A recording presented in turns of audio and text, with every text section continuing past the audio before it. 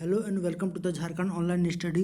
दोस्तों हम लोग देखेंगे कि सीजीएल का जो वैकेंसी आया हुआ है यानी कर्मचारी चयन आयोग, ठीक है, 2023 का जो वैकेंसी आया, इसमें क्या इसका लास्ट डेट है, क्या से क्या तक भरने का इसका ये है, ठीक है, क्या क्या प्रोसेस है, कितनी सारी इसमें पोस्ट है, ठीक है, और क्या क्या इसमें एग्ज़ाम होते हैं, किस तरह से एग्ज़ाम होते हैं, किस तरह से एग्ज़ाम लिए जाते हैं, ठीक है, ये सारी डिटेल्स हमने देखना है, ठीक है। तो यहाँ पे देख सकते हैं, ठीक है, ये भारत सरकार का तरफ से एक आया है कर्मचारी चयन आयोग के 2023 का जो वैकेंसी है, ठीक है, उसको नोटिस उसका आ गया है, यानी आप यहाँ से फॉर्म फिलअप करने का डेट भी आ गया है, ठीक है, तो आप यहाँ से अप्लाई कर सकते हैं। यहाँ पे हम लोग देखेंगे इसका जो नोटिस आया है उसको पूरा डिटेल हम लोग देखेंगे। तो नोटिस आया है इसका देखिए, कंबाइंड ग्रेजुएट लेवल, जिसको हम लोग बोलते हैं सीजीएल, ठीक है, सीजीएल यानी कंबाइंड ग्रेजुएट लेवल एग्जामिनेशन 2023, ठीक है। तो ये नोटिस है, इसमें आप देख सकते हैं कि यहाँ पे दिया हुआ है डेट्स, ठीक है। तो यहाँ पे क्या क्या डेट दिया हुआ है पूरा हम डिटेल्स देखते हैं, ठीक है। यहाँ पे देखिए आप, जो डेट दिया हुआ है, date for submission of online application, ठीक है, यानी 3/4/2023 से 3/4/2023 से 3/5/2023 तक 3/5/2023 तक आप इसका क्या कर सकते हैं कि ये सबमिशन कर सकते हैं। ये डेट दिया हुआ है, ठीक है। इसका लास्ट डेट देखिए, इसका जो लास्ट डेट है, ठीक है, इसका जो लास्ट डेट है, देखिए यहाँ पे लास्ट डेट दिया हुआ है कितना, 3/5/2023 तक, ठीक है, 3/5/2023 तक, ठीक है। उसके बाद देखिए last date and time for making online payment के लिए आपका 4/5/2023, ठीक है, 4/5/2023 तक है ये इसका पेमेंट करने का last date and timing for generation of online challan के लिए 4/5/2023 यानी मई को, ठीक है। तो मई तक आप यहाँ पे भर सकते हैं, 4 मई को है, ठीक है। यहाँ पे देखिए बैंकिंग का भी दिया हुआ है, ठीक है, बैंकिंग चालान जो है वो 5 तारीख तक दिया हुआ है, 5/5 तक, ठीक है। और यहाँ पे देखिए आप ये सब जो विंडोज़ है, ठीक है, कब तक ये ऑनलाइन पेमेंट खुला रहेगा, तो 7 तारीख तक खुला रहेगा, ठीक है। यहाँ पे आप देख सकते हैं Tier 1 जो है टेंटेटिव एग्जाम शेड्यूल दिया हुआ है, देखिए ये इतना अच्छा वैकेंसी आता है कि इसमें सब कुछ आपको पहले से पता रहता है कि इसका कब एग्ज़ाम होता है, ठीक है। ये हमारे यहाँ पे झारखंड के जैसा नहीं है कि यहाँ पे कब होगा एग्ज़ाम कब नहीं। यहाँ पे देखिए टेंटेटिव बता दिया गया है कि ये जुलाई 2023 तक इसका एग्ज़ाम हो जाएगा, ठीक है। और इसका Tier 2 का जो एग्ज़ाम होगा वो आपको बताया जाएगा बाद में। तो पहले इसका बता दिया गया है कि कंप्यूटर बेस्ड एग्जामिनेशन होगा, Tier 1 का, Tier 2 दो इसका एग्ज़ाम होता है, ठीक है। तो इसका जो जुलाई 2023 है, ठीक है, तो उसमें जुलाई महीना में इसका एग्ज़ाम हो जाएगा, ठीक है। ये क्लियर बता दिया गया है यहाँ पे देख सकते हैं, यहाँ पे लिखा हुआ है, ठीक है। डिटेल ऑफ पोस्ट, देखिए पोस्ट यहाँ पे आ जाना है, आप लोगों को देखना है पोस्ट क्या है। यहाँ पे देखिए जितने सारे पोस्ट है सब है, देखिए असिस्टेंट ऑडिट ऑफिसर है, ठीक है, असिस्टेंट अकाउंट ऑफिसर है, फिर असिस्टेंट सेक्शन ऑफिसर है, असिस्टेंट सेक्शन ऑफिसर है, ठीक है। ये सारी है क्या, ग्रुप बी वाला पोजीशन है, ग्रुप बी वाला नॉन गैजेटेड पोस्ट होता है, ठीक है। इसका एज लिमिट भी दिया हुआ है आपका 13 से कितना, 18 से 30 वर्ष तक दिया हुआ है, ठीक है। और इसमें रिलैक्सेशन भी मिलते हैं, ठीक है, 5 साल जो भी कैटेगरी के हिसाब से है, 5 साल 3 साल, ठीक है, वो आप हम लोग देखेंगे नीचे में, ठीक है। और यहाँ पे देखिए यह किस डिपार्टमेंट से आता है, तो मिनिस्ट्री ऑफ क्या है, Indian audit and account department under CAG, ठीक है। तो ये सब है, देखिए इसका जो लेवल है, पोस्ट लेवल 8 का जो पोस्ट है, ठीक है। यहाँ पे लेवल 8 क्या है, देखिए इसका जो है 47,600 से इसका कितना है, तो 1,51,100, ठीक है, ये इसका पे लेवल है, ठीक है। यानी इस दो पोस्ट के लिए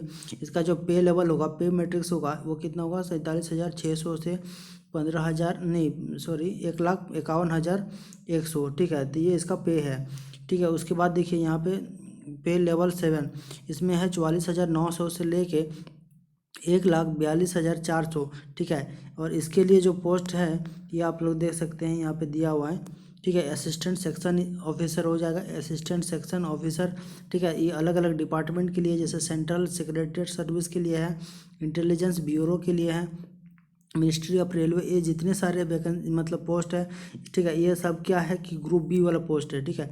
ये सब सारे के सारे ग्रुप बी वाले पोस्ट हैं, ठीक है। इसमें जितनी भी है ये सब सेवन्थ पे मैट्रिक्स का है, ठीक है। देखिए assistant section engineer ministry of railway का, असिस्टेंट सेक्शन इंजीनियर ये क्या है मिनिस्ट्री ऑफ एक्सटर्नल अफेयर का, AFHQ इसमें भी है, ठीक है। उसके बाद देखिए assistant section officer ministry of electronics and information technology के लिए, ठीक है। CBDT के लिए है।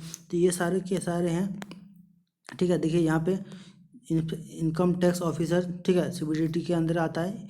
और एक और इंस्पेक्टर सेंट्रल एक्साइज वाला होता है, ठीक है। CBIC होता है, इंस्पेक्टर प्रिवेंटिव ऑफिसर होता है, ठीक है।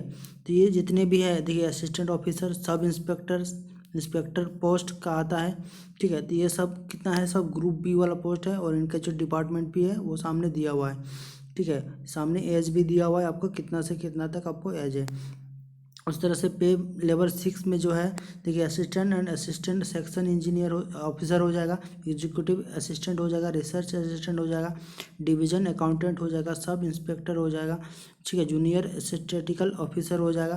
तो ये सारे के सारे जो है पोस्ट ये भी ग्रुप बी है। और इनका जो पे लेवल है कितना है, तो 35,400 से स्टार्ट, मतलब स्टार्टिंग लेके कितना है, तो 1,12,400, ठीक है। तो ये इसका क्या है, पे लेवल है, ठीक है। पे मैट्रिक्स ये दिया हुआ है। और ये यहाँ पे इसका डिपार्टमेंट पूरा दिया हुआ है, ठीक है। तो इसमें बहुत सारे पोस्ट होते हैं, ठीक है। ऑडिटर के पोस्ट होते हैं, अकाउंटेंट का होते हैं, ठीक है। लेवल 5 में ये सब आ जाते हैं। लेवल 4 वाला में देख लीजिए, इसमें पोस्टल असिस्टेंट होते हैं, सीनियर सेक्रेटेरिएट वाले पोस्ट होते हैं, सीनियर एडमिनिस्ट्रेशन असिस्टेंट वाले होते हैं, टैक्स असिस्टेंट वाले होते हैं, सब इंस्पेक्टर होते हैं, ठीक है। तो ये सब कितना है, ग्रुप सी वाले पोस्ट है। और इसमें देखिए इसका पे लेवल कितना है, तो 25,500 से लेके 81,100 तक, ठीक है, इनका पे लेवल होता है, ठीक है। फिर यहाँ पे देखिए आप, इसमें दिया हुआ है क्या, यहाँ पे नीचे आ जाना है, ठीक है। यहाँ पे देखना है वैकेंसी एंड रिजर्वेशन के लिए दिया हुआ है। देखिए इतना इसमें बताया गया है कि इसमें कितना है कि टोटल जो है इसमें 7500 वैकेंसी है। यहाँ अप्रोक्स बताया गया है, मतलब 70, यहाँ पे देखिए आप 75, ठीक है, 100, ठीक है, यानी 7500 प्लस जो है वैकेंसी यहाँ पे आपको टोटल मिल जाती है, ठीक है, जो कि एक बहुत ही बड़ा वैकेंसी होती है, ठीक है। यहाँ पर आप देख सकते हैं, ठीक है। उसके बाद देखिए यहाँ सिटीजनशिप ये दिया गया है, इसको नहीं देखना है, ठीक है। आगे देखिए यहाँ पर क्या दिया है, यहाँ देखिए एज लिमिट दिया हुआ है। देखिए एज लिमिट क्या है, for the post of for which age limit 18 से 27 जिसमें दिया हुआ है, ठीक है। वो कैंडिडेट क्या होता है कि उसमें कितने से कितने टाइम में वो बॉर्न हुआ, ठीक है, वो इसमें दिया गया है कि ये देखिए जैसे 18 से 27 ईयर की जिसका वो एज लिमिट है, उसमें 2/8/1996 से लेके 1/8/2005 के बीच में उनका मतलब जन्म हुआ हो, ठीक है, वही कैंडिडेट इसमें अप्लाई कर सकते हैं। तो इस तरह से दिया हुआ है, यहाँ पे एज लिमिट दिया हुआ है और वो कितने से कितने के अंदर में उसका जन्म हुआ है, ठीक है, वो इसमें दिया हुआ है, ठीक है। इसके बाद देखिए यहाँ पे कैटेगरी के लिए कितना छूटे हैं, ठीक है, ये भी दे चुका है यहाँ पे। देखिए SC ST के जो कैंडिडेट है वो 5 ईयर का इसको एज रिलैक्सेशन मिल जाता है यहाँ पे। OBC के लिए यहाँ 3 ईयर का एज रिलैक्सेशन मिल जाता है। उस तरह PWD वाले अनरिजर्व्ड है, PWD OBC वाले हैं, इसमें 13 ईयर और 10 ईयर का है। फिर ठीक है PWD, ठीक है, यहाँ पे SC ST का है, उसको 15 साल का मिल जाता है यहाँ पे एज रिलैक्सेशन, ठीक है। एक सर्विस मैन अगर कोई है तो उसको 3 साल मिल जाता है, ठीक है। इस तरह से डिफेंस वाला भी तो उसमें भी 3 साल मिल जाता है, ठीक है। तो इस तरह से जो है पूरा उनको बता दिया गया पूरा क्लियरली कि वो कितना एज रिलैक्सेशन इसमें मिल जाता है, ठीक है। आगे देखिए यहाँ पे क्या दिया हुआ है कि ये अपर एज लिमिट कितना है, ठीक है, तो up to 40 year of age, ठीक है। ये सब जो है ये सब के लिए है। कोई मान लीजिए कि सेंट्रल गवर्नमेंट में जॉब करता था पहले, ठीक है, तो उनके लिए 45 साल, ठीक है। फिर यदि कोई विडोज और मतलब डाइवोर्स वोमेन है, ठीक है, वो judicially separated and who are not married remarried, ठीक है, तो उनके लिए 35 साल, ठीक है। तो इस तरह से है, इस सब का एज बता दिया गया है। यहाँ पे देखते हैं कि जो एग्ज़ाम होने वाला है वो किस तरह का एग्ज़ाम होगा इसमें, ठीक है। अब नीचे हम लोग आ जाते हैं, जो एग्जामिनेशन किस तरह से लिया जाएगा, कितने फेज में होगा, ठीक है, तो वो वाला देखते हैं। यहाँ पे दिया हुआ है, ठीक है। यहाँ पे देखिए आपका जो क्वालिफिकेशन दिया हुआ है, ठीक है, यहाँ पे देखिए इसेंशियल एजुकेशन क्वालिफिकेशन, ठीक है, वो कितना होना चाहिए। जैसे कोई जैसे असिस्टेंट ऑडिट ऑफिसर है, ठीक है, इसके लिए क्या इसमें क्वालिफिकेशन है, ये पूरा दिया हुआ है यहाँ पे, ठीक है। यहाँ पे देखिए आप बैचलर डिग्री फ्रॉम ठीक है रिकॉग्नाइज यूनिवर्सिटी और इंस्टीट्यूट, ठीक है, तो इस तरह से बैचलर डिग्री इसमें मांगता है। फिर इसका जो डिजायरेबल है वो किस मतलब होना चाहिए था, चार्टर्ड अकाउंट, फिर कॉस्ट मैनेजमेंट, इस तरह का बिजनेस रिलेटेड जो भी है, तो ये उस पोस्ट के लिए है, ठीक है। आगे और भी है, ठीक है, यहाँ पे जितना भी है सब जितने भी पोस्ट हैं सब के लिए एजुकेशन क्वालिफिकेशन आप यहाँ पे दे दिया गया है, ठीक है। तो ये आप जिस जो भी पोस्ट अप्लाई कर रहे हैं उस बेसिस पे आप अपना देख लेना है कि यहाँ पे क्या क्वालिफिकेशन है, ठीक है। बाकी हम लोग देखते हैं कि यहाँ पे जो है, देखिए यहाँ पे एप्लीकेशन फ़ी के बारे में बता दिया गया है कि 100 रुपया इसमें है, ठीक है, एप्लीकेशन फ़ी है। और जो भी SC ST कैंडिडेट है उनको पैसा नहीं लगेगा। जी हाँ, यहाँ SC ST को पैसा नहीं लगेगा, ठीक है। किसको नहीं लगेगा, देखिए यहाँ पे दिया हुआ है साफ साफ, एग्जेम्प्टेड फ्रॉम पेमेंट ऑफ फी, किनको SC ST, ठीक है, पर्सन विद बेंचमार्क डिसेबिलिटी यानी PWD, ठीक है, और एक्स सर्विसमैन, तो ये सब जितना है इनको लिए पेमेंट नहीं लगेगा, ठीक है, ठीक है। पेमेंट आप Bhim UPI net banking SBI चालान जिनको करना है, ठीक है, उनको इस हिसाब से करना है, ठीक है, यहाँ पे दिया हुआ है। और बाकी आप और देख सकते हैं यहाँ पे क्या क्या दिया हुआ है। यहाँ पे देखिए जैसे यहाँ पे रीजन दिया हुआ है कि कौन सा रीजन की, जैसे सेंट्रल रीजन है, ठीक है, यहाँ सेंट्रल रीजन है, जैसे बिहार और उत्तर प्रदेश हो गया, तो उसमें से आपका यहाँ पे जिला आ जाता है कि कौन पे मतलब कहाँ कहाँ इनका सेंटर होगा, ठीक है। यहाँ पे तो आप देख सकते हैं जो भी आप जिस रीजन से हो गए, ठीक है, तो वहाँ पे देख सकते हैं, ठीक है। जैसे यहाँ पे देख लीजिए ईस्टर्न रेलवे जैसे है, तो इसमें पोर्ट ब्लेयर धनबाद हो जाता है, जमशेदपुर हो जाता है, रांची हो जाता है, बालासुर उड़ीसा हो जाता है, ठीक है, तो भुवनेश्वर कटक हो जाता है, ठीक है, तो ये सब है, इसका सेंटर जो है यहाँ पे मिलेगा, उस हिसाब से आपको रीजन भरना है, ठीक है। तो यहाँ सारे के सारे स्टेट का अपना अपना मतलब जो भी सेंटर है वो दिया हुआ है यहाँ पे, ठीक है। अब यहाँ पे देखते हैं कि स्कीम ऑफ एग्जामिनेशन यानी एग्ज़ाम जो कितने कैसे होगा, तो ये देखिए यहाँ पे कंप्यूटर बेस्ड एग्ज़ाम होगा, ठीक है, will be conducted in 2 tyre indicated Tier 1 और Tier 2, ठीक है। यहाँ 2 एग्ज़ाम होता है, एक Tier 1 एंड Tier 2,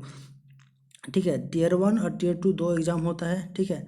इसमें कंप्यूटर बेस्ड एग्ज़ाम होगा, ठीक है, और इसमें नॉर्मलाइज फार्मूला भी है, ठीक है। नॉर्मलाइज फार्मूला के हिसाब से जिस तरह का इसका एग्ज़ाम होगा, फिर बाद में उसको नॉर्मलाइज करके उसका कट ऑफ मार्क्स निकाला जाता है और उसका मेरिट बनाया जाएगा, ठीक है। इसके बाद देखिए यहाँ पे और डिटेल में अगर हम लोग देखेंगे तो यहाँ पे देखिए Tier 1 का जो एग्जामिनेशन होगा उसके लिए क्या क्या है, तो देखिए जनरल इंटेलिजेंस एंड रीजनिंग है, जनरल अवेयरनेस है, क्वांटिटेटिव एप्टीट्यूड है और इंग्लिश कम्प्रहेंसिव, ये 4 आपको है, ठीक है। 4 सेक्शन में आप देखिए यहाँ पे 25 क्वेश्चन ईच रहेंगे, ठीक है, सारे के सारे 25 क्वेश्चन के रहेंगे, ठीक है। और इसमें मैक्सिमम मार्क्स कितना होगा, तो एक क्वेश्चन 2 मार्क्स का यानी 50 मार्क्स का आपका रीजनिंग हो गया, ठीक है, 50 मार्क्स का आपका जनरल अवेयरनेस हो गया, 50 मार्क्स का क्वांटिटेटिव एप्टीट्यूड हो गया और इंग्लिश भी आपको 50 मार्क्स का हो गया, ठीक है। तो यहाँ से आपको टोटल 200 का हो जाता है, ठीक है, 200 का, जिसमें इसमें जो आपका टाइम मिलेगा वो 1 आवर का टाइम मिलेगा, ठीक है, 1 आवर का टाइम मिलेगा, ठीक है। और जो भी कैंडिडेट, ठीक है, जो भी कैंडिडेट है वो मतलब हैंडीकैप्ड है उनको 20 मिनट एक्स्ट्रा आपको प्रोवाइड किया जाएगा, ठीक है। तो ये हो गया आपका Tier 1 के लिए।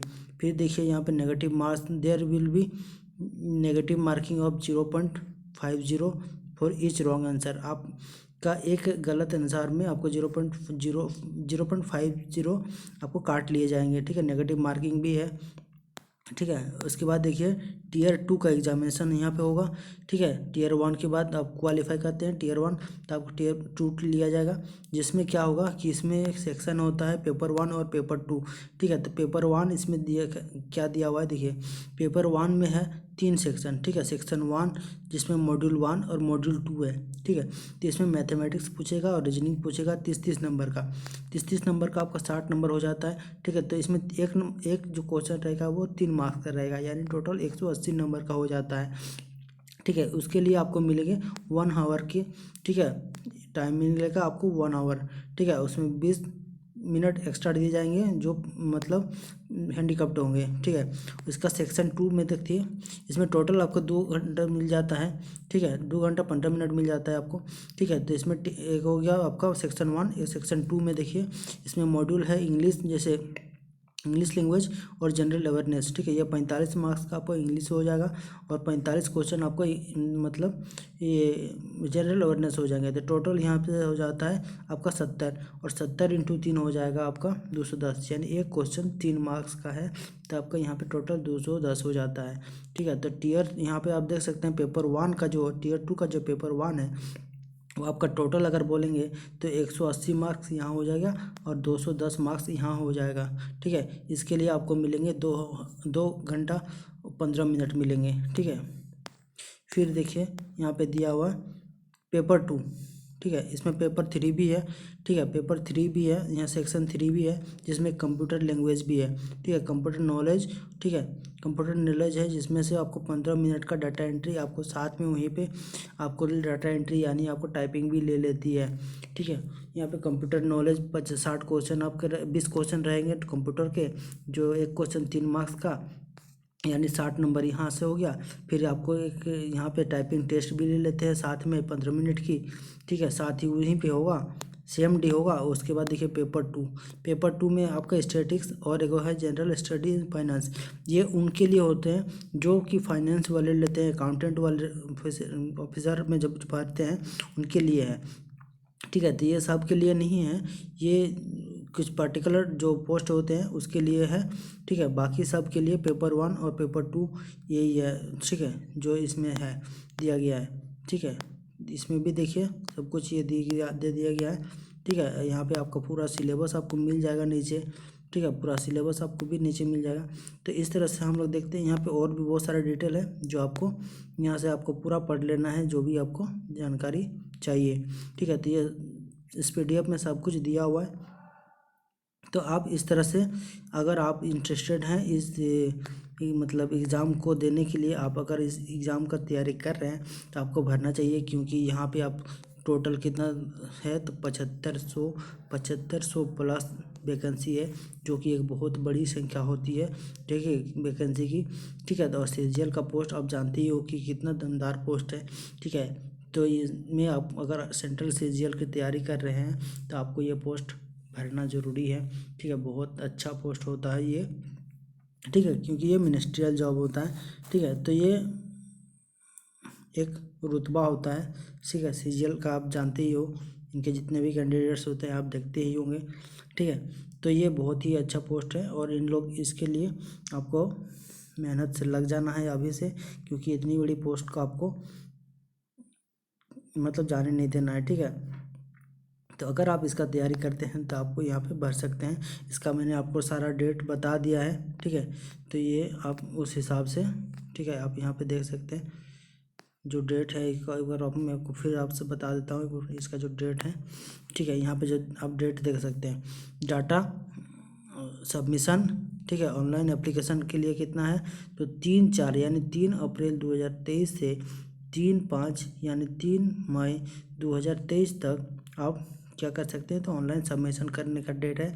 ठीक है, उसके बाद देखिए last date of receipt application कितना है तो 5 तारीख तक, 3/5। ठीक है, 3/5 तक दिया हुआ है इसका लास्ट जो एप्लीकेशन है। उसके बाद ऑनलाइन पेमेंट जो है वो 4 तक आप कर सकते हैं, 4 मई तक आप पेमेंट कर सकते हैं। 3 तारीख तक एप्लीकेशन का लास्ट डेट है।